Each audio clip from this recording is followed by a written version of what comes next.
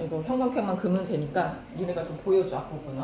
자, 시대적 배경이 강복 직후의 혼란기야. 우리나라는요, 이제 니네 뒤에 작품도 배우지만 친일 다음에 해방을 했어. 그러면 얼마나 기다린 게 왔어. 니네가 얼마나 대학을 가고 싶어. 대학을 갔어. 그러면 해피만 있을까? 불의 끝 행복만 시작될 것 같지? 아니야. 그때 또 새로운 고민이 시작되거든요. 그거가 마찬가지로 강복이 왔어. 그래서 엄청난 혼란기가 오죠. 근데 이제 남한은 미군이 다스리고 북한은 소련이 다스리기로 뭐 그런 협정 같은 거 하잖아. 그래서 강복 직후에 미군 군정 시대라 그래. 미군정 시대를 배경으로 합니다.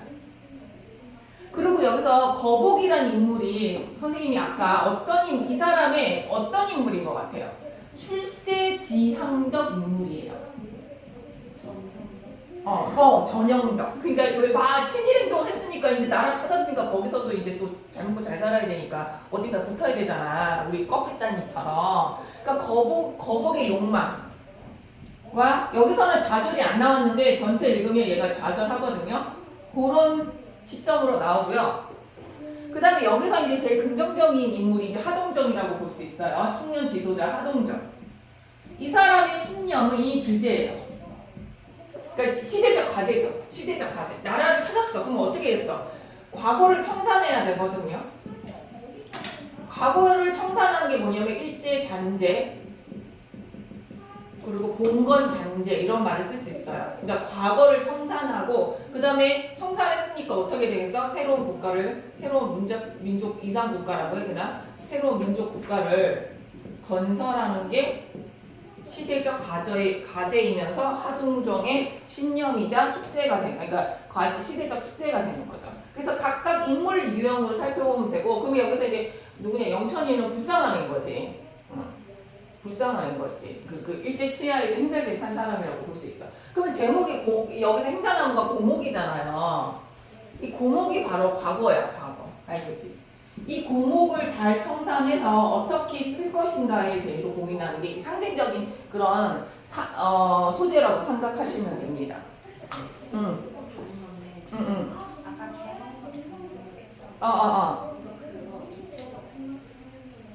아니요, 다르죠. 그래서 입체적 인물은 인물 성격이 중간에 바뀌는 거지.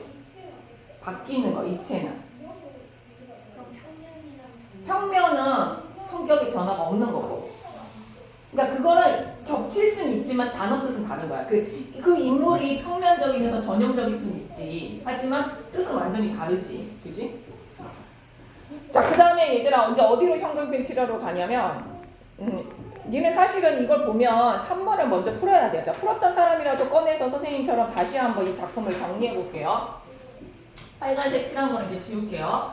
자, 고목은 마을 지주인 박거복이 물려받은 행자나무를 둘러싼 갈등을 중심으로 자, 다시 한번 해방 직후 미군정 시대에 벌어지는 자, 갈등이 보이는데 그 인물들이 다 계급적 갈등이 있거나 신념의 갈등이 있거나 경제적 갈등이 있어. 그러니까 여기서 이제 신념의 갈등은 하동정이 같은 애들, 하동정이 올바른 신념을 갖고 있는 애들. 그러니까 경제적 같은 경우에는 그 천안 명파리 좀 가난하니까 도와달라고 그러잖아. 계급적 갈등으로 봐도 되기도 해. 특히 행자나무 용도로 둘러싸고 서로 다른 입장에 벌어진 갈등이 지적구별을 신뢰해 줍니다. 이와 같이 고목의 용도자들의 갈등이 어디냐? 자, 다시 한번 주제 밑줄 보세요. 봉건 및 일제 잔재, 과거 청산과 이상국 건설이라는 주제 의식을 설명하기 줍니다. 그래서 니네가 문제 지문을 읽기 전에 빨리빨리 이걸 잡고서 읽어야지 지문을 읽을 때 딴 길로 안 가. 자, 그래서 학생 원의 이제 인물 정리를 선생님 다시 해줄게요. 자, 거북이 밑줄 그시고요. 자기 기득권, 말 지주니까 수학이 여기서 이제 딱 보면은 출세지향, 자기 권력, 뇌물이란 용도가 나왔으니까 아 그렇구나라고 생각할 수 있고 또 두 번째 봤을 땐 청년 지도자 하동정은 뭐예요? 주제를 말하고 봉건 잔재와 일제 잔재를 뿌리벌 진작이 있다 믿고 있는 그런 올바른 신념의 인물이라고 볼 수 있고 그 다음에 이제 영파리 밑줄. 영파리는 뭐예요? 식민지 수탈이 생겨난 전형적인 여기 전형 나왔네 민중, 백성, 힘든 백성의 모습을 나타내는 데서 각각 인물을 이렇게 정리하면 좋을 것 같습니다. 자, 그렇게 하고 이제 지문을 읽어야 돼. 니네가 이제 숙제로 이제 했을 때 지문을 막 이제 읽어왔어야 되는데 이제 일단 읽어왔다는 전제하에서 선생님이 설명할 테니까 수민이는 집에 가서 풀고서 해. 이제 읽어봐 질문이. 둘이는 읽어왔지? 자 1번의 답은 3번이고요. 3번에 체크하세요. 부어체 대상 밑줄 보세요. 그러니까 부어체 대상이나 또는 사투리나 향토어 같은 것들은 인물의 성격 변화를 준다? 이게 말이 안 되죠. X. 그럼 구어체나 사투리 같은 것들은 어떤 효과를 주는지 고쳐봅시다. 실제 같은 느낌을 준다. 그래서 현장감을 준다라고 할 수 있고, 뭐 쉬운 말로 생생한 느낌을 준다라고 했을 때 더 구체적인 말은 사실감이에요. 이건 팩트란 뜻이 아니에요. 이거예요. 진짜 같다라는 뜻이고요. 실제감을 부여한다. 이런 말로 바꿔주세요. 알겠죠? 거기다가 진짜 같아. 연기가 진짜 같아. 막 이런 말 쓰죠.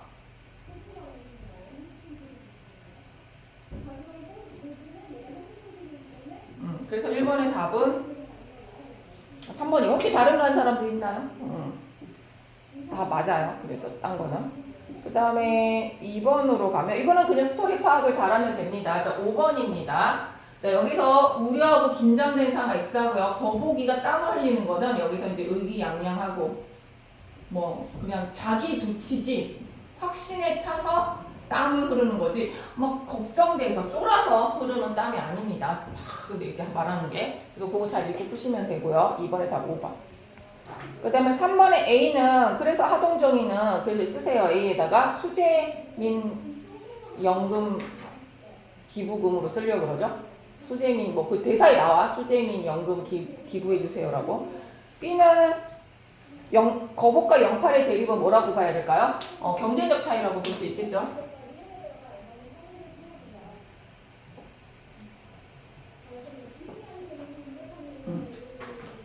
쉽습니다. 자, 그 다음으로 넘어갈게요. 자, 교술문학에도 체크를 한번 해볼까요? 자, 교술은요, 얘들아, 글쓴이의 가치관에다 밑줄 긋고, 실제 체험 밑줄 긋고, 그 다음에, 그거밖에 할 게 없네요. 글쓰기의 성찰도 잘. 그러니까 자기 체험을 일기처럼 쓴 거라고 하는 거. 그 다른 말로 수필, 그쵸? 수필이 대표적인 장르입니다.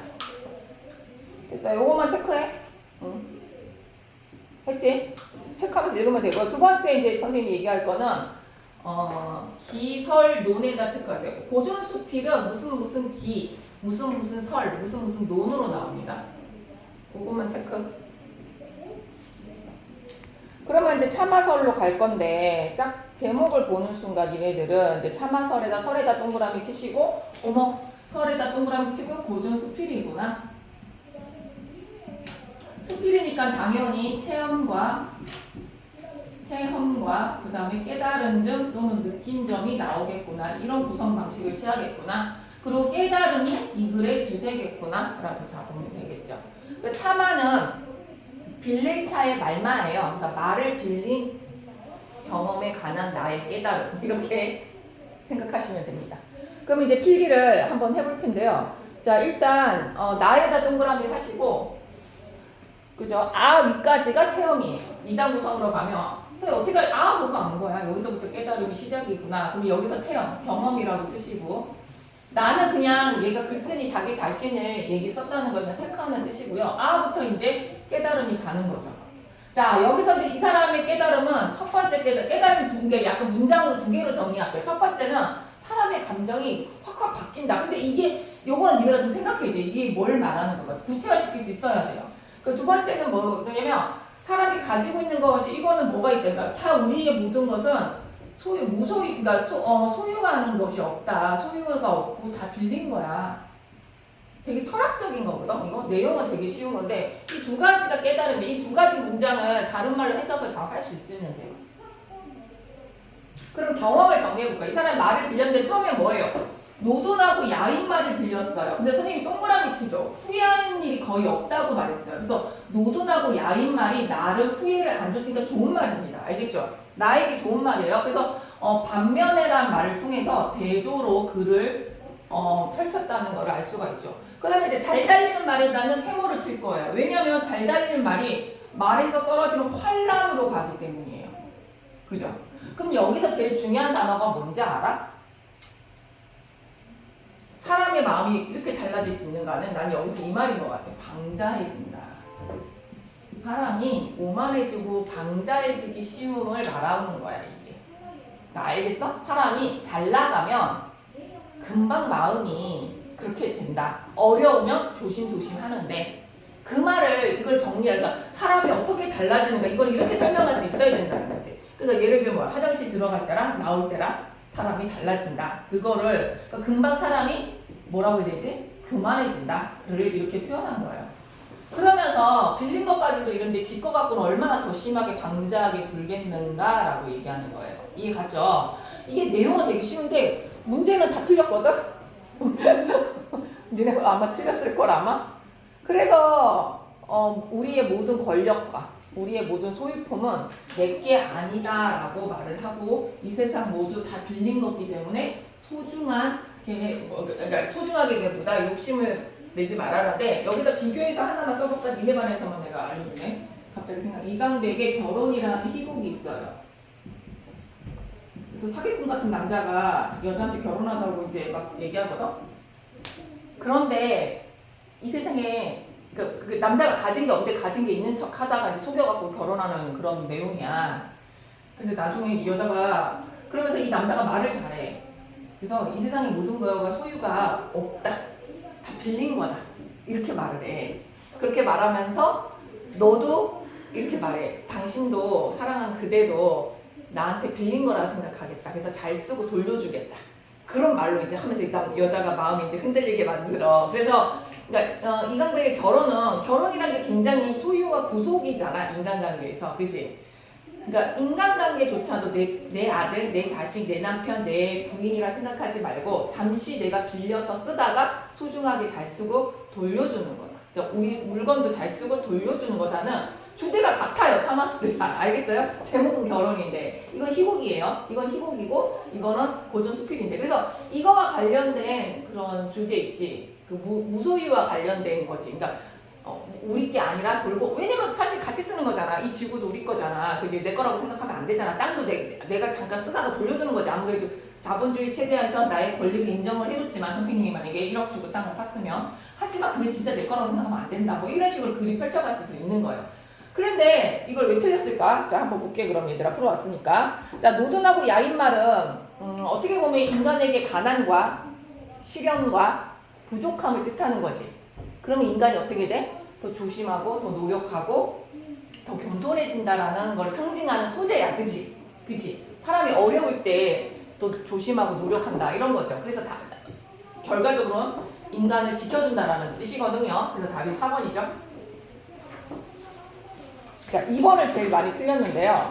자 2번 아마 틀렸을 거예요. 자 읽어볼게요. 천천히 다시 읽어볼게요. 왜냐면 답을 고칠 시간을 주는 거죠. 참화살에서 준말에 빌려 탔다가 말에서 떨어진 환란을 당한다는 말에 주목해요. 뭐에서 그냥 잘난 척하다가 교만했다가 당하는 거에 주목하라는 거죠. 이게 그죠? 말을 그렇게 해석할 수 있어야 돼요. 준말을 타면 의기양양에 구는 길은 높은 권력을 누리는 일이죠. 그래서 말에서 떨어지는 환란은 뭐예요? 기억에 제시된 백색에 외면당하는 임금 잘린 거죠. 잘난 척하다가 그 임금에서 잃어버린 대부가 상황이 이게 결국 다시 정리할게. 잘 나갈 때 잘난 척 오만하게 교만하게 굴다가 당하는 걸 말하는 거죠. 환란에 당하는 거 말하죠. 여기에 주목해야 돼 얘들아. 그렇다면 기억을 통 글쎄 전하고자 하는 뜻은 뭘까? 이거를 주관식으로 니네가 말을 만들어. 가장 적절한 거는 얘들아 답을 찾기 전에 니네가 예상답을 만들어두고 하면 그 답하고 가장 유사한데 보면 헷갈리거든? 그래서 얘들아 적절한 거는 키워드를 넣으면 글쓴이가 전하고자 하는 뜻이 뭘까라고 니네가 키워드를 잡아봐봐. 그러면 뭐야? 그동안 돌려주는 일이 되는 조건 염두에 두면서 이거는 결국은 뭘 말하려는 거야? 뭘 말하려는 거야? 니네 아무 생각나는 거 말해봐봐. 방자하지 마라. 그러니까 방자하지 마라. 그런 식으로 잘 나가 있을 때 잘해라. 뭐 이런 거 아니야? 그치? 그러니까 이게 있을 때가 권력이 있을 때 겸손해라. 잘해라라는 게 선생님이 나는 이 말이 생각나더라고. 있을 때 잘해라. 방자하지 마라. 이렇게 말을 만들었지. 그러고 답을 찾으면 안 낚여. 알겠어? 그러고 나서 답을 찾아봐. 내 답이 그렇게 나왔나? 자, 이거 되게 중요한 문제야. 헷갈릴 때 미리 보면 헷갈려. 주황색하고 빨간색 헷갈리지. 내가 딱 주황인지 빨강인지 자꾸 들어가면 말이 제일 비슷한 거. 방자하게 굴지 마. 있을 때 잘해. 이런 말로 찾아야 되는 거야. 자, 그러면 얘들아 여기서 오답이 뭐가 많이 나왔냐면 3번하고 4번이 나왔던 거야. 알겠지? 3번하고 4번이 뭐야? 권력을 강제 돌려있도록 권력의 본연의 역할에 충실하라. 거기 네모치고요. 이건 뭐야? 남에게 네가 돌려주면 반드시 오게 마련이로고 권력에 집착하지 말아라. 자, 둘 중에 어디로 가야 될까요? 이거 둘 중에 오답이 컸던 거야. 3번일까요? 4번일까요? 자, 다시 생각해봐. 방지하게 굴지 마라. 있을 때 잘해라는 3번이에요? 4번이에요? 3번이죠. 알겠죠? 이렇게 정답인 거야. 근데 고3들 풀릴 때 다 4번으로 했어. 왜? 4번 같지 않냐? 그치? 그치? 봐봐. 얘도 봐. 지금 막 서연이가 얼마, 너도 4번 했지? 너도 4번 했지? 너 3번 했어, 혹시? 오, 대박이야. 우리 서연이가 잘한단 말이야, 그거를. 봐봐. 그 고3들 잘하는 애들 다 뭐야? 차마설이란 말이야. 모든 게 내게 아니야. 그러니까 뭐야? 머릿속에 기존의 지식을 갖고 한 거지. 자, 여기서 니네가 이제 다시 한번 선생님 이제 이런 문제 다시 봐봐. 이거 푸는 법. 적절한 거 동그라미 해. 이걸 1, 2, 3, 4, 5로 읽는 순간 나는 헷갈려. 그러니까 뭐야? 아까처럼 뭐야? 핵심 키워드. 예상 답을 만들고 그 말과 가장 유사한 걸 찾으면 나는 덜 낚인다. 알겠지? 근데 아무 생각 없이 읽으면 3번 같기도 하고 4번 같기도 하고 그러다가 막 혼란에 빠져. 내가 생각해놓은 거. 그러니까 이런 식으로 생각해. 이게 도대체 뭘 말하는 거지?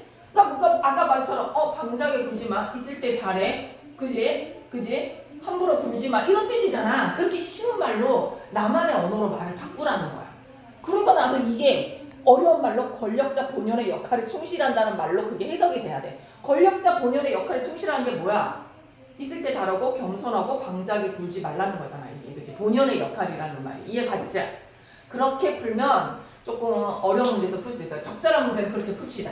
이해 갔어요? 그러니까 사실은 이렇게 어려운 거를 푸는 법을 좀 연습을 잘 해야겠지. 쉬운 거는 거의 뭐 실수처럼 틀리잖아. 니네가 꼼꼼히 안 읽어서.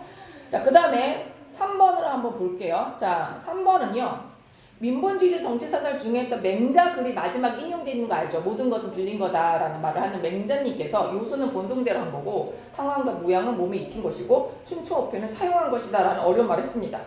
그리고 니은이라는 아까 니은 모든 것을 빌린 거다라는 그 글의 앞에 보면 있는 성분의 전형이 요순, 임금, 탕한, 무왕과는 달리에서 이렇게 끊어줘야겠죠. 달리. 이 달리란 단어가 굉장히 중요하죠. 대비를 나타내는 그런 표지어잖아요. 달리. 다섯오패, 그러니까 춘추오패죠. 춘추오패랑 다섯오패 같은 놈이에요. 차용이란 단어 밑줄 긋고요.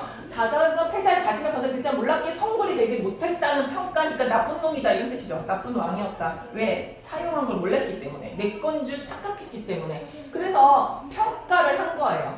춘추오패에 대해서 나쁜 평가를 내린 거예요. 이해 갔죠? 그러면 글쓴이 이곡은이 고구려 사람인데 밑줄 봐. 여섯 임금을 무능한 방탕하다라고 했습니다.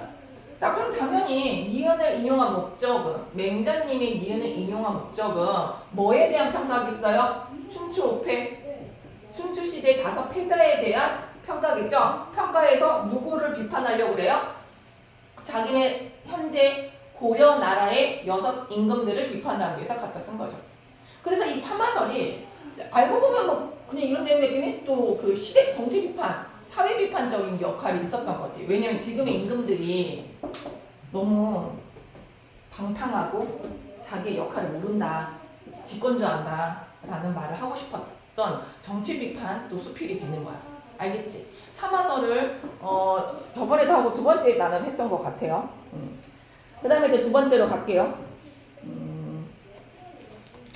어디로 가야 되나? 이거 볼 거 있으면 한번 볼게. 너네는 이거를 해야 돼. 문학이 이제 1학기 시험인데, 자, 독자의 맥락에 봐봐. 내가 고3들을 안 했는데 니들은 해야지. 자, 맥락에 밑줄 봐봐. 미적, 인식적, 윤리적 효용. 자, 문학이라는 것은 얘들아, 세 가지 효용이 있는 거야. 자, 니네들, 문학 왜 해요? 라고 물어봤을 때, 세 가지 이유를 들면서 말해야 되는 거야. 첫 번째, 미적 효용이라는 걸 체크해 봅시다. 미적 효용은 뭡니까? 밑줄 그어서 정서적 감과 미적인 감동. 같이 슬프고 같이 기쁘면서 내 감정을 이입시키는 때 우리는 미적 효용이라고 하는 겁니다. 이해 갔죠? 두 번째는 2번입니다. 자, 선생님 지금 1번 하고 있어요. 1번 했고요. 그 다음에 2번으로 갈게요. 인식적 효용에 가봅시다. 인간사의 새로운 진실을 발견. 이거는 뭐예요? 깨달음과 관련된 거예요. 발견. 그러니까 뭔가 알게 된 깨달음. 그러니까 이 소설을 읽거나 시를 읽으면서 하고 이런 감정이 들면 인식적 기능입니다. 그러니까 인간사의 새로운 진실이라는 게 지식적인 측면이 아니라 어떤 삶의 이치라든가 인간의 본성이라든가 세상을 살아가는 방법이라든가 이런 거에 대한 깨달음 같은 게 느껴졌어. 그리고 인식이라는 게 뭐야? 약간 그 깨달음 어떤 지식적인 것과 관련되잖아. 그래서 이걸 2번으로 볼게요.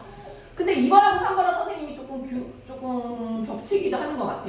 이걸 깨달은 사람이 이제 윤리적 교훈을 얻기도 하거든요. 윤리적 교훈은 딱 이제 교훈 같은 거를 이제 착하게 살아야지. 뭐 이런 거 서로 사랑해야지. 뭐 이런 거를 내가 교훈을 얻었던 되죠. 그래서 2번하고 3번은 딱 구분이 되기도 하고 같이 섞여 나오게 돼. 그럼 작품에 따라 다르겠죠. 근데 너네들은 지금 딱 학교 가자마자 이거 배워요. 이거 정서적 강이랑 이거. 그렇다고 해서 뭐 이거를 물어보는 게 아니라 작품을 던져놓고서 이제 이게 세 개를 구분하거나 물어보면 니네가 판단할 수 있으면 돼. 그러니까 감정 같은 거 얘기하거나 뭐 표현 기법 같은 거 얘기하면 1번으로 가면 되고 뭔가 새로운 사실에 대한 깨달음이나 뭐 진실 같은 거에 대해서 얘기하면 2번 말하면 되고 뭐 교훈 같은 거 착하게 살자 뭐 이런 거 나오면 3번이라고 얘기할 수 있으면 됩니다. 됐죠? 됐어요. 요거 하나 챙기면 되고 나머지는 알 것 같아요. 자 그러면 사랑방 손님과 어머니 갑시다. 1번 일단 일제강점기라고 써주세요. 옛날에 코미디 프로에서 막 흉내내는데 아저씨 뭐 이런 거 안 들어봤어? 약간 일제강점기 그거 우리 때 굉장히 유행했었거든. 너네는 모르겠다. 옛날 그 코미디언들이 사랑손이가 어머니랑 코너를 했었어. 그래갖고 여기 사랑손님랑 어머니하고 얘기하고 나서 막 계속 꽁트를 만들어가는 거에서 근데 그 연기가 아저씨, 어머니 막 이런 식으로 했거든. 그래서 되게 선생님 어렸을 때 이게 유명했는데 이들은 지금 모르는 것 같아. 자, 이게 일제강점기고요. 이제 사랑방송님 이게 하숙을 두면서 이 엄마는 과부란 말이야. 그지? 근데 일제강점기만 해도 재혼을 금지하는 게 일제강점기라는 시대적 배경을 지금 알아야 되는데 자, 이때만 하더라도 얘들아 시대적 배경이 뭔가 신여성 막 이렇게 나와서 자유연애 이런 것들을 막 설파할 때고 좀 그 앞서가는 신지식인들은 그런 식으로 막 혼동의 시대였던 거지. 그러니까 시대적으로 얘들아 이때는 자유연애 그다음에 남녀평등 사상이 이때 들어오기 시작했어. 그 여자들도 공부하고 그러면서 막 사랑 얘기. 그러니까 이때 문학인 지식인들이 이런 게 갔는데 근데 또 고전 그런 봉건적인 그 여성의 개가는 금지하는 약간 양극단적인 그런 상황의 혼동의 시대였던 거지. 그러니까 두 가지가 같이 있는 거지. 조선시대의 그런 인습이라고 해야 되나? 여성이 어떻게 결혼을 2번 해? 여자는 1번 해야지. 개가가 재혼하는 거. 재혼이라고 해야 알았구나. 그러니까 남편이 죽었는데도 이혼도 아니야 얘들아. 이혼 아니야. 남편 죽었는데도 2번째 결혼하면 안 돼. 여자는 수저를 지켜야 된단 말이야.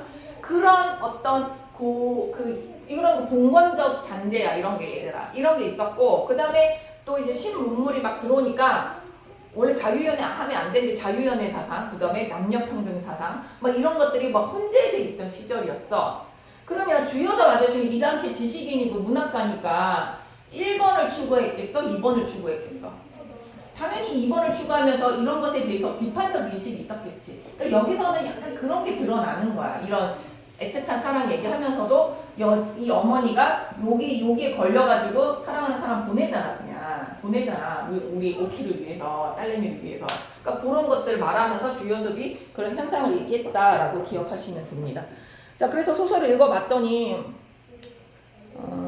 자, 나가 사랑반, 이게 아빠 친구예요. 죽은 아빠 친구가 그 학교 교사로 임명을 돼서 학교 선생님이고 지식인이지. 학교 선생님으로 갔는데 우리 이제 그 사람도 하숙을 해야 되잖아. 그 총각인데 그지? 하숙을 해야 되고 이 집도 먹고 살아야 되니까 그 사랑방에 이제 하숙생으로 들어오게 된 거죠. 그 아저씨가 또 나를 되게 예뻐해줘서 여기 보면 동리학교 교사로 오게 되고 뭐 이렇게 뭐 설명을 해주죠. 애가 한 6살, 7살 1인칭 관찰제 시점인 거예요. 알겠죠? 그래서 둘째 줄에 보면 아저씨들이가 막 나를 예뻐해 주는데 자, 오키는 어떤 반찬 좋아하니? 그랬더니 저 살만 닭게 해줄까요? 아저씨는 뭐가 맞나요? 나도 살만 닭이야. 그러니까 엄마한테 가서 그 얘기하니까 엄마가 계속 살만 닭게 해주죠.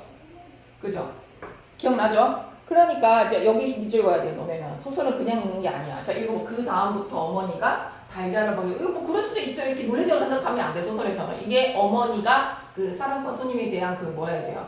애정이 드러나고 호감도가 들어 있는 거죠. 쌍계란 사는 것도 아니고, 그지? 그죠? 그래서 계란 반찬을 해줬다는 거.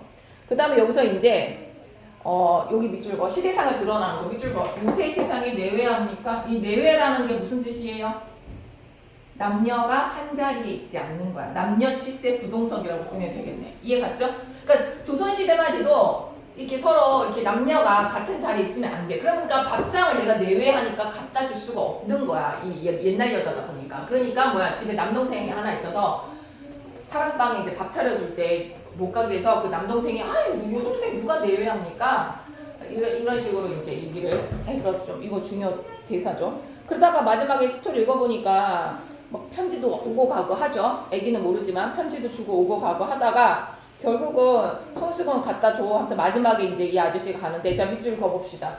어디다 여기 얼굴이 몹시 새파래됐습니다. 이 아이의 순수한 관찰이죠. 자, 아저씨는 방에 누워있다가 손수건을 줬어. 엄마가 갖다 주래서 갖다 줬더니 그걸 보더니 아저씨 얼굴이 파래졌어. 그러니까 그 편지의 내용, 그 손수건에는 이제 우리는 이러면 안 돼요. 막 이런 내용이었겠죠. 우리는 이별해야 돼요. 저는 오키를 키울 거예요. 뭐 이런 내용에서 이별을 아마 통보하는 그런 내용의 뭐 그런 내용이었다 하고 충분히 너네들이 나는 읽었을 거라고 생각합니다. 자, 그러면 얘들아 이제 봅시다. 1번에 1번. 아저씨는 오키의 아버지 친구이죠. 교사 오케이. 오. 오키는 아저씨 전에 자신의 달걀을 아저씨가 나눠 먹는 게 아니라 아저씨 거를 지가 얻어먹는 거죠. 그래서 X.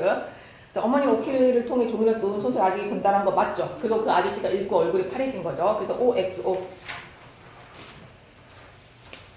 자, 2번 읽으면서 작품을 정리해 볼게요. 자, 선생님이 이제 오키 하나면 그뿐이라는 오키의 말이 너무 슬퍼요. 이 말에 담긴 어머니의 마음이 궁금해서 자료를 찾아 서로 다른 해석이 있었습니다. 자, 선생님의 해석을 볼게요. 자, 이 작품을 이제 독자에서 보면 크게 두 종류. 첫째는 뭐예요? 어머니의 사랑 송이가 안타깝지만 아름다운 이별. 안타깝지만 아름다운 이별. 그러니까 개인적 사랑으로 보는 거죠. 그래서 사랑의 감정을 정리하는 쪽으로 이제 오키와 잘 살려고 여기서 일반적인 해석입니다. 자, 둘째는 뭐예요? 자, 둘째는 시대적으로 넣어야 돼요. 전 근대적인 인스볼의 재혼의 욕망을 포기하는 여성의 슬픔부터. 자, 1번하고 2번하고 똑같지만 2번에는 뭐가 나왔어요? 인습이라는 단어가 나왔잖아요. 그죠? 그러니까 약간 사회 비판적인 느낌을 둘째에 넣어야 됩니다. 그래서 독자가 사랑 속에 호감을 느끼는 사별한 여성의 재혼의 정근의 인습, 요거 밑줄 전 근대적 인습, 나쁜 인습 때문에 욕망을 포기의 작품으로 이 소설의 어떤 그런 비판적인 내용을 잡으라는 거죠. 그러니까 첫째는 그냥 개인적인 사랑과 이별, 둘째는 사회 비판적인 소설을 보자 해서 두 가지 해석이 있다는 거를 그렇게 해석할 수 있어야 돼요. 됐죠? 그러면 이제 학생이 그럼 전자의 관점 후자 같은 인물의 해결 심리에 다르게 얘기되나요? 그래서 좋은 질문입니다. 방금 언급했던 세상 다른 건 소용없어. 우리 오키 하나면 그만이야 라는 어머니 말 때 전자의 관점에서 보면 어머니의 마음은 뭐예요? 이거죠. 일로 가면 되죠. 사랑의 감정을 정리하는 거. 이렇게 가면 되죠. 개인적인 그러니까 개인적으로 선택을 한 거라고 봐야 되겠죠. 하지만 후자의 관점으로 가면은 이게 어떻게 되나요? 전 근대적인 요거죠. 요렇게 가면 되겠죠. 찾아서 쓰는 거죠. 이렇게.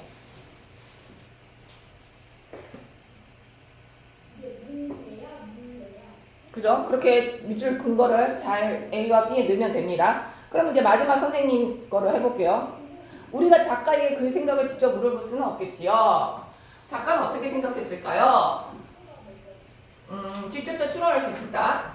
간접적으로 추론할 정 근대적, 선생님 아까 말했던 거야. 자, 근대적 지식인이었어요, 주요석은. 그래서 결혼 상대라는 조건을 그래서 사랑이 있고 이상이 같다면 두 변을 가져 그대로 꼭 결혼해야 된다. 그 외 건 필요 없다는 거지. 그러니까 감정적인 사랑과 뭐 이상은 이제 가치관 같은 거겠죠.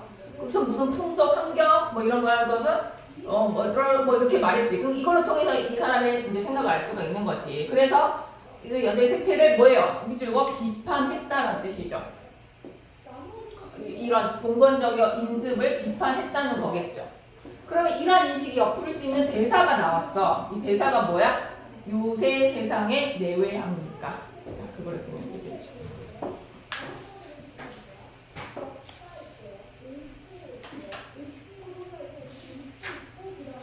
자, 그 다음 또 빨리 갑시다 또.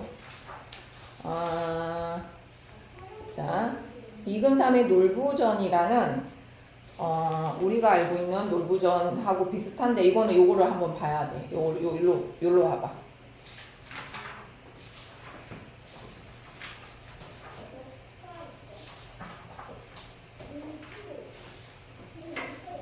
이근삼의 놀부전은 고전소설 홍보전을 자 현대적 감각을 제가 뮤지컬 대본이야 뮤지컬 알겠지? 그러니까 고전소설 홍보전을 뮤지컬로 만든 거고요. 원작에서 우리 원작 내용 모르는 사람 없잖아. 착하지만 가난한 흥부가 다리를 다친 제비를 고쳐주어 큰 부자 되어 그 소식을 돌면을 노리다 이런 게 원작의 내용이잖아. 이거 원작 내용 그 놀부전의 원작 내용이고 그 후 놀부를 그동안 반성하고 행복하게 산다. 여기까지가 원작 내용이네. 그렇지?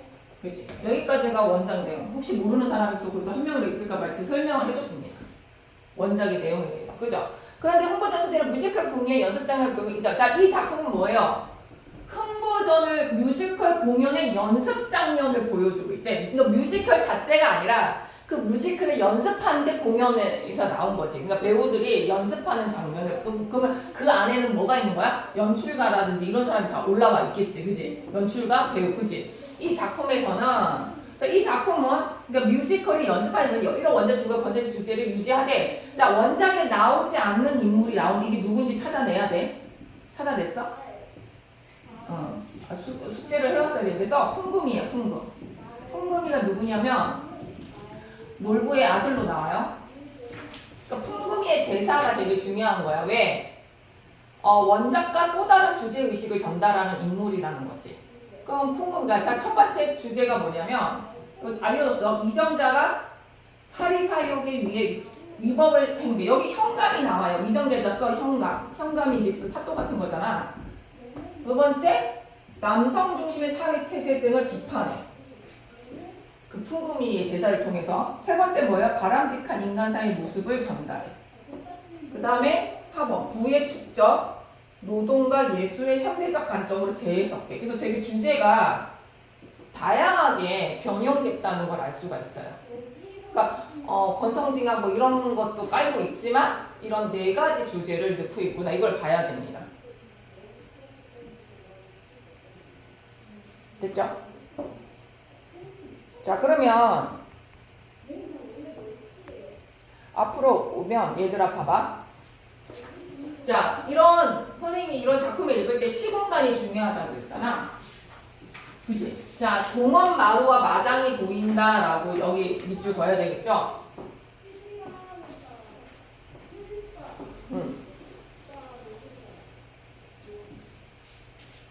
그리고 개막 때 보이던 연기자 한두 명도 요즘 옷차림으로 나타나 주민들 틈에 낀다라고 말해주세요. 그리고 놀부가 풍금의 등에 풍금의 아들이라고 그랬는데 미리 이제 체크하시고 웅성화사 했는데 암행화사 1등이 들어와서 자 지금 근데 여기서 요즘 옷차림이 딱 들어가 있거든 얘들아.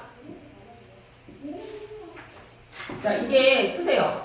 액자식 구성이에요. 그러면 뭐냐면 얘들아 겉의 내용은 뮤지컬 연습 현장이야. 겉 내용은 알겠지? 그리고 속 내용은 놀부전 내용이야. 그런데 연습하고 있는데 갑자기 놀부가 튀어나와서 나 억울해 막 이래. 그러면서 거기 있는 배우들하고 연출가를 데리고 원래 그 시대 비슷하게 가는 거야. 근데 이것도 뮤지컬이야. 근데 왜냐면 거기서 노래도 하고 하니까 일로 데려가는 거야. 그러니까 배우들하고 연출가들이 실제 보고 오는 거야. 알겠지? 그러고 나서 마지막에 이제 봐봐. 그러면 연출가가 니네 여기서 어떻게 체크를 해야 되냐면 막 이제 뮤지컬이거든? 근데 다시 봐봐. 여기 밑줄 그어야 돼. 여기 무대는 개막이 되돌아간다. 있지? 요게 액자식 구성 알려주는 거지. 무슨 말인지 알겠지? 이 안에는 놀부전 내용이고 여기는 다시 연습장으로 연습하는 내용으로 자 오늘 우리 연습하자 막 이런 내용으로 다시 돌아오는 거지. 그러면 시작이 어떻게 되냐면 이제 겉의 내용 뮤지컬 연습하고 있는데 놀부가 자기 역할을 보고서 억울하다고 나랑 같이 보러 가자고 해서 데려가 버리는 거야. 그래서 그 속 내용을 다 보고 다시 원래로 돌아오는 그런 방식인데 그거를 빨리 알아채려면 뭐겠어? 아까 선생님이 체크하는 걸 체크해야지 눈치를 까는 거지. 왜냐면 니네들은 아까 왜냐면 액자식 구성을 안 가르쳐줬잖아. 그냥 뮤지컬이라고 알려줬지. 그거 안 가르쳐줬단 말이야. 그러니까 니네가 지금 니네 눈치껏 여기서 동원 마루와 마당이 보이고 요즘 사람도 옷차림 주민들 틈에 끼어 있으면서 그 놀부를 구경하는 사람이 이제 그 같이 간 사람들이라고 볼 수 있는 거지. 그러고 나서 이제 여기서 이제 내용이 이제 펼쳐지기 시작합니다. 자, 그래서 암행어사가 나타나고요. 그리고 암행어사가 그 지역의 나쁜 놈 현감을 잡아내죠. 현감에다가 뭐 쓰려면 뭐라고 써야 돼? 탕간오리. 그 제목을 공개하니까 주민들이 자 밑줄 보세요. 여자입니다. 어사가 여기다 쓰세요. 어사가 여자야. 여기서 이제 남녀평등 상상이라든가 남자 중심을 비판하는 의도가 여자가 그거야. 그리고 어사가 이제 그러죠. 네가 분명 현감이겠다. 너는 이방이고. 그렇게 말하니까 현감이 너 여자야? 별걸 다 보겠네. 막 이렇게 말하죠. 어사가 또 뭐래요? 네가 백성을 괴롭힌 네가 더 나쁜 놈이야. 생각 좀 해봅시다. 이렇게 말하고 이제 풍금이란 인물이 중요하죠. 여기서는 원래 어떤 인물이 나오죠? 어서 많이 본 것 같아요. 그건 네가 어서 봐. 제비예요. 그 흥부가 되고 있던 제비예요. 제비가 어사네요. 이렇게 말하고 왜 소란하지? 할머니가 현감. 자, 현감은 뭐야? 다 그런 거에 하면서 되게 부정적인 대사를 때리죠. 그러니까 뭔가 되게 편법적이지. 왜 해요? 막 이러면서 이 대사를 읽으면 다 똑같아 하면서 되게 뭐예요? 뭐라고 쓰면 부정부패, 무능한 그런 지도자, 위정자의 모습을 현감을 통해서 잡아내야 돼요. 아까 주제에 있었죠. 위정자의 사리사욕 이런 거. 그 다음에 이제 풍금이가 저 아들입니다. 저 강탈당했어요. 부녀자 강탈 과장입니다. 안 그랬어요 하면서 서로 이제 주고받고 하는 거죠. 그러다 읽어보니까 뭐야 어사들이 남자들은 썩은 사람이 많아요. 이런 거 밑줄 그어야 되겠죠. 주제를 드러내는 말이니까 남자 중심의 사이를 비판하고 있죠. 우리 여성들 밖으로 나오려면 여기 밑줄 그어야 되죠. 왜? 주제가 드러나는 어사에 되게 중요한 말이잖아요. 남자들은 썩었고요. 우리 여성들은 밖으로 나오라 하셨겠나 그렇게 말을 하면서 이제 처리를 합니다. 거기 체크하세요.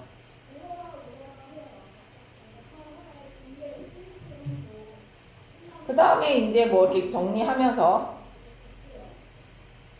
자 어사가 이제 이 어사의 말이 또 주제죠. 돈 있는 사람을 비웃는 거 좋지 않다. 너희를 누가 말라 했냐? 자 바른 생활 말하죠. 인간사의 바른 생활 이것도 주제죠. 열심히 돈 벌다 오래 칭찬 받아야 돼. 열심히 일해. 끝났다. 이런 말들 아까 뭐 있어? 그 다음에 굉장히 부자가 있습니다. 흥을 봤나? 뭐 어쩌고 창피한 꿈이죠. 이 사람 어쩌고 이렇게 나옵니다. 그래서 뭐 읽어보면 돼요. 그러면서 또 어사 이게 또 주제죠. 아버지를 잘 모시고 부친애들은 속어 태양이 달 있고 양지와 음지가 있듯 밑줄 인간 사는 세상 돈 있는 사람 가난한 사람 평균 사람 이거 인간 사는 살아가는 법칙을 이제 말하는 또 주제가 있죠. 혼자 쓰란 거 아니야? 그러면서 이제 뭐 개가천사하죠. 그리고 풍금이가 이제 이렇게 말하면서 어사가 이제 이게 뮤지컬이라는 걸 알으세요. 이게 이제 어사의 노래와 사람들이 막 노래를 부르죠 이렇게. 그러면서 얘들아 이제 요거 완전 밑줄 그어야 돼. 개막대 연수다. 요게 이제 뭐야 액자식 구성의 그 장면이 바뀌는 부분이라고 해야 돼요. 자 그러면 이제 연출가가 그걸 보고 온 거야. 놀부랑 같이. 자 다 모였어? 300년 전 세상을 보고 왔더니 복잡하네. 뭐 이렇게 말하고 아들 풍건 어떻게 됐을까? 뭐 어떻게 됐을까? 자 연출가의 말이 또 주제를 드러냅니다. 자 밑에서 두 번째 연출가 말 또 주제예요. 배짱이 영원한 배짱이야. 개미는 될 수 없거든. 흥부는 오늘 살아있다면 자 밑줄 거 예술가야. 그치? 배짱한테 노래나 배짱을 켜놨다면 흙을 파고 농사는 건 그런 무리야. 배짱이 노래할 수 있는 사람을 도와야 해. 결국 나자리도 배짱이니까. 그러니까 흥부는 예술가라고 표현합니다. 그러면 얘들아 이제 다시 여기서 주제로 선생님 다시 읽은 거를 정리를 해보면 다시 읽어봐봐. 위정자의 사리사욕 1번. 그 다음에 남성 추짐에 대한 2번. 바람직한 인간사. 그 다음 뭐예요? 부의 축적 노동과 예술에 대한 이거는 뭐예요? 그 흥부를 배짱이라고 표현하면서 현대적 해석이 거기 마지막에 들어있는 거지. 그지? 그래서 그런 주제들을 대사를 통해서 잡고서 읽으면 됩니다. 됐죠? 그렇게 하고 이제 문제를 다시 한번 1번 맞춰봅시다. 뮤지컬을 연습하는 상황 속에서 실제 뮤지컬 공연이 삽입된 액자식 구성 맞습니다. 삽입, 액자식 구성 5. 인격한 동물 간의 갈등이 아니죠. 이거는. 그지? 동물들이 막 싸우는 게 아니잖아요. 그래서 X. 그 다음에 갈등을 겪진 않죠. 얘네들이 보고 오는 거죠. 그래서 OXX. 자, 그 다음 2번을 했으니까. 자, 기억은요, 얘들아. 여기 이 작품이에요. 여기 있어요. 기억은. 이 작품이야. 이 기억. 이 작품. 기억에 잠깐 고려하지, 적절하지 않은 것은. 1번 맞고요. 그죠? 놀부가 개가천선하죠. 그 다음에 2번 맞죠? 동물이 심판하죠. 어사가 돼서. 3번. 그쵸? 자신의 생각을 얘기했죠. 연출자랑 같이 얘기하면서. 4번. 그쵸? 춤추고 하면서 해결하는 부분이 그런 내용을 보여줍니다. 그러면 답이 5번인데 놀부의 아들 풍금을 등장시켜 어사의 정체를 밝히고까진 맞아. 여자야? 제기야? 막 이러죠. 그죠? 제기라고. 그치만 밑줄거 어사의 역할에 대한 기대감은 아니야. 아, 제비니까 잘할 거야. 뭐 이런 식으로 기대감을 드러내잖아. 되게 조금 꼼꼼히 읽었어야 되는 문제였어. 저거 다 잡아내야 되니까. 자, 보기는 이제 아까 중요하게 선생님 꼼꼼하게 읽었죠. 자, 적절하지 않은 거.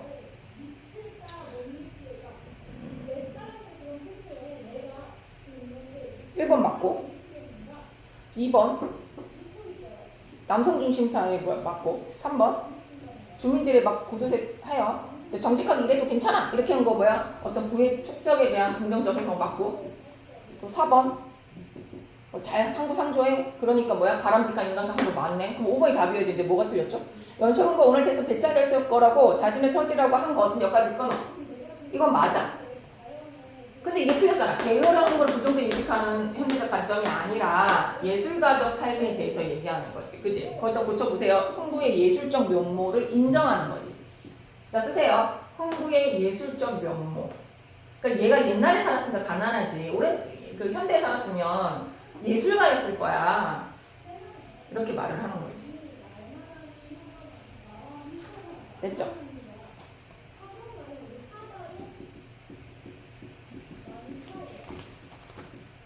그 다음 마지막 작품입니다. 자, 한영문에 써볼까요? 일제강점기의 승려이자 그 다음에 독립운동가. 기본적으로 알아야 하는 내용입니다. 그래서 한영문에서 항상 당신 또는 님이 나오죠. 그래서 승려로 봤을 때는 이거를 이제 부처나 진리로 해석하시면 돼요. 부도자의 어떤 찾고자 하는 영원한 절대적인 거를 말하면 되고요. 독립운동가로 보면 이거를 조국으로 잃어버린 조국으로 해석하면 되겠죠. 근데 항상 한영훈의 작품을 보면 이 사람에 대한 절대적 믿음, 기다림 이런 게 느껴져요. 그 다음에 역설법의 대가죠. 역설법을 공부하고 싶다. 그럼 한영훈의 작품을 보면 돼요. 유명한 게 뭐 있어요? 님의 침묵. 님은 같지만 보내지 않았습니다. 역설법을 굉장히 잘 쓰시는 분이고 그리고 경어책. 저 위에서도 경어책 쓰고 있죠. 항상 청자가 당신으로 이렇게 뭔가 설정이 돼서 혼자 말처럼 떠나간 님에 대해서 막 계속 말을 하거든. 그러니까 그 님에 대해서 경어책을 계속 씁니다. 자, 그럼 시를 한번 해석을 같이 해볼게요. 자, 1년을 한번 보겠습니다. 당신이 가신 뒤로 나는 당신을 잊을 수가 없습니다. 뭐 이거는 니네가 해석을 못할 것 같진 않아요. 너무 당신이 잊혀지지 않는다라고 말한 거죠. 근데 당신을 잊을 수 없는 게 생각해보니까 내가 너를 그리워하고 너를 보고 싶어한 게 너를 위하는 게 아니라 나를 위함이 더 많았다고 말하고 이거는 아래를 읽어보면 나와요. 아래를 읽어보면 나와요. 왜냐면 힘들 때마다 당신을 떠올리거든요. 읽어보면. 그러니까 뭐야? 당신은 나에게 어떤 의미가 있는 거야? 힘들 때 당신을 생각하면 뭐가 생겨? 이 힘든 현실을 극복할 수 있는 그런 의지를 주는 대상이었던 거지. 극복 의지. 그러니까 당신은 이 현실을 이겨낼 수 있게 해주는 나의 근원적인 힘이었던 거지. 그러니까 너무 힘드니까. 자, 그래서 2연에 나옵니다. 2연 읽어볼게요. 나라는 사람은 어떤 사람이냐면 땅도 없고요. 가난한 사람이죠. 그래서 전혀 가난해서 조나 감자를 이웃집에 갔더니 주인이 뭐라고 했냐면 너는 거지다. 인격이 없다. 인격은 사람 힘이 없다. 너를 도는 건 제약이다. 라면서 나에게 뭐를 주니까 모욕감과 모멸감과 무인격적인 그런 대우를 했죠.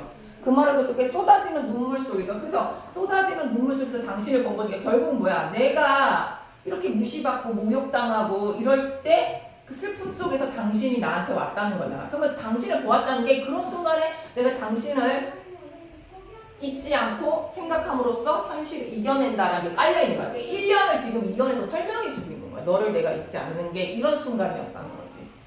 그래서 안 죽고 사는 거지. 이해 가요? 뭐 종교적 믿음 같은 그런 느낌도 나죠. 또 이현을 읽어보니까 이제 비슷해요. 이현도 얘들아. 나는 집도 없고 민족도 없는 그냥 노예 같은 존재란 말이에요. 그 주민등록증 같은 것도 없어요. 그러니까 나는 노비 같은 존재거든요. 근데 민족에는 인권도 없고 인권 무슨 정전이야. 그러니까 내가 여자인데 막 나를 능욕하려는 거. 너는 인간이 아니야. 이러면서 능욕하는 장군이 있었어요. 그를 한 건 뒤에 막 너무나 분노가 나서 그게 슬픔을 하는 찰나에 똑같아요. 당신도 똑같아요 지금.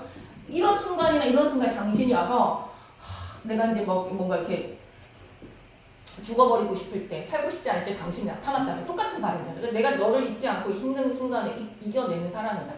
그래서 얘들아 여기서 이제 하고 알았습니다 이렇게 주세요. 깨달음을 얘기하는 거예요. 살다 보니 어떤 깨달음이 왔냐면요. 이거 어떤 깨달음이에요? 온갖 윤리, 도덕, 법률은 끊어. 이거 상징적이죠. 칼과 한걸 제사 지내는 연기인 줄을 내가 알아버렸대. 이게 무슨 말입니까? 이 한 줄을 해석해야 되죠. 세상의 윤리와 도덕과 법률은 어떤 사회적 규범이잖아요. 인간들이 만들어낸 착하게 사는 윤리, 도덕, 법률이 칼과 황금을 제사 지내는데 칼과 황금이 뭐야 얘들아? 힘, 돈, 맞지? 그러니까 권력이지 권력, 돈과 권력. 쉽게 말하자 돈과 권력이란 말이에요. 그치? 제사 지내는 연기, 여기서 해석이 잘 되네. 이게 뭐예요? 자, 세상의 모든 우리가 알고 있는 규칙과 규범이라는 게 결국 권력의 뭐라는 거야 이게? 제사 지낸다. 얘네들을 제사 지내는 연기. 그러니까 떠받든다는 뜻이잖아. 제사라는 게 뭔가 기리다는 거지. 그러니까 뭐 기리고 막 그러니까 봉사라고 할게 그냥. 그지? 그걸 내가 깨달아 버렸어. 역사를 공부한다니. 그러니까 니네가 역사를 열심히 공부했어. 열심히 살았더니 이걸 깨달으면 사람 기분이 어떨 것 같아? 허망할 것 같지 않아? 그지? 이걸 깨달아 버렸단 말이야. 이 세상이 돌아가는 이치를 깨달아 버렸는데 그 깨달은 게 결국 역사도 있는 자의 역사고 그 법도 그냥 있는 자의 법이고 윤리도 알고 봤더니 이것도 있는 자의 윤리다 라는 거를 이 사람이 이렇게 살거나 뭐 해서 깨달아 버렸어. 이걸 깨달아 버렸어. 이걸 알아버렸어. 살고 싶지 않을 것 같아. 세상이 되게 허무할 것 같지. 그래서 뭐라 그래요? 영원의 사랑을 받을까? 인간의 역사의 첫 페이지 잉크칠을 인간의 역사를 부정할까? 난 영원의 사랑은 그냥 죽어버릴까? 이렇게 했을 때더라 선생님은. 그렇지 않아? 그리고 인간의 역사 첫 페이지 잉크를 팍 퍼부어버려. 인간의 역사를 부정할까? 술이나 마셔버릴까? 이게 뭐예요? 이 사람의 방황이죠. 정신적 방황과 갈등이죠. 자, 이게 뭐예요? 이걸 깨달았기 때문에 생기는 행동이에요. 인간이 모든 그런 인간의 제도나 인간의 이런 모든 문화나 규범이 결국은 이런 거를 위해서 있었던 거였구나를 깨달으니까 이런 정신적 방황과 고통을 겪은 거야. 그래서 제일 괴로웠을 때였던 것 같아. 그럴 때 그 순간에도 당신을 보았던 거야. 당신이 와서 나를 살 수 있게 해준 거지. 나를 뭔가 이끌어주는 존재 같은 역할. 그러니까 절대적 존재. 그래서 당신이란 게 결국 뭐야? 내가 정말 절망적인 순간에 항상 당신이 나타나서 나를 살게 해줬다. 그 현실을 이겨낼 수 있는 힘을 줬다는 뜻이에요. 그러니까 현영호 씨는요, 되게 쉬워. 의미는 깊은데 그 말 그냥 자체로 그냥 그게 따라가면 시가 쉽더라고. 그래서 필기해줄 것도 별로 없고, 왜냐면 막 꼬아서 이렇게 말해놓은 게 별로 없어서 그래. 그냥 그대로 해석해도 되고, 그런데 의미는 깊어. 진짜 대단한 시인인 것 같아요.